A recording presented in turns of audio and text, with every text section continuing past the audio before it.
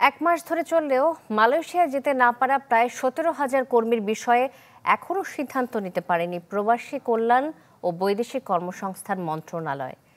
তদন্তে বেরিয়ে এসেছে 100টির বেশি রিক্রুটিং এজেন্সির অনিয়ম, যারা নির্ধারিত 78,000 টাকার জায়গায় নিয়েছে 4 থেকে 5 লাখ টাকা।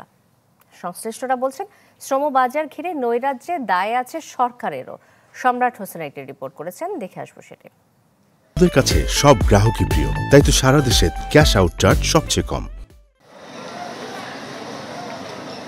31 মে থেকে কর্মী নেওয়া বন্ধ করেছে মালয়েশিয়া। নিয়োগকর্তার চাহিদাপত্র অনুযায়ী জনশক্তি কর্মসংস্থান ও প্রশিক্ষণ ব্যুরোর ছাড়পত্র থাকার পরেও ঘোষিত সময়ের মধ্যে দেশটিতে যেতে পারেননি প্রায় 17,000 বাংলাদেশি। কারণ খুঁজতে 5 সদস্যের কমিটি করে 7 দিন সময় বেঁধে দেয় সরকার। তবে দফায় দফায় বাড়িয়ে প্রতিবেদন জমা পড়ে 22 দিন পর। তদন্তে বেরিয়ে আসে 100টিরও বেশি রিক্রুটিং এজেন্সির অনিয়মের চিত্র, যারা সরকার ঘোষিত 78,000 টাকার জায়গায় নিয়েছে 4 থেকে 5 লাখ টাকা। এছাড়া সে দেশের এক পক্ষের যোগসাজশে অনিয়ম হয়েছে অনলাইন কার্যক্রমেও।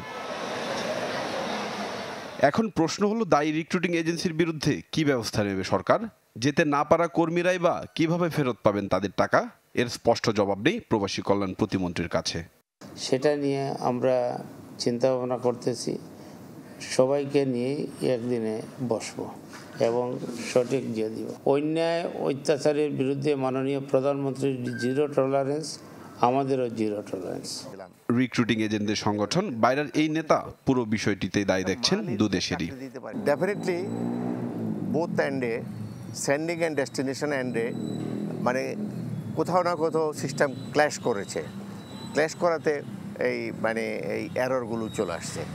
এই প্রবলেম যেটা এন্ড অফ দি ডে যে দৃশ্যটা আমাদের কাছে আসলো।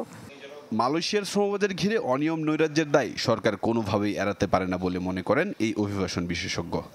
সরকারের নিজের বিভিন্ন মন্ত্রণালয় দপ্তরের মধ্যে সমন্বয়হীনতা, রিক্রুটিং এজেন্সিরও একটা ভূমিকা থাকবে সেটা সেই সমন্বয়ের মধ্যে, অর্থাৎ সরকার এবং রিক্রুটিং এজেন্সির সমন্বয়হীনতার জায়গাটিও। এখন সেখানে সরকার যদি নিজের দায়িত্বটা পুরোপুরি স্বীকার না করে, তাহলেই এই প্রতিবেদন নিয়ে টালবাহানা হওয়ার সম্ভাবনা থাকে।